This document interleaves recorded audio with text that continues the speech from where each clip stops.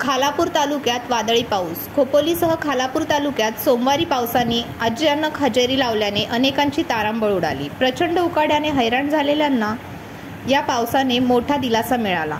तालुक्यासह खोपोलीत असलेल्या विवाह सोहळ्यावर पावसाचा परिणाम झाल्याचे चित्र पाहायला मिळाले, तर अनेक वीटभट्टी व्यावसायिकांचेही पावसाने नुकसान केले.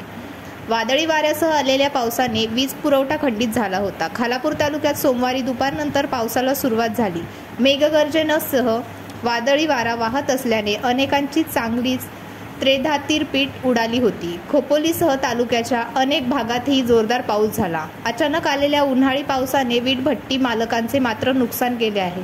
पावसामुळे खोपोलीसह तालुक्यात ग्रामीण भागातील वीज पुरवठा खंडित झाला आहे. खालापूर डिव्हिजनचा इनकमर बंद झाला असल्यामुळे काम कधी होईल याची ग्रामीण भागातील नागरिकांना वाट पाहावी लागणार आहे. केपी न्यूज करिता खालापूर प्रतिनिधी धर्मेंद्र क्षीरसागर यांची रिपोर्ट.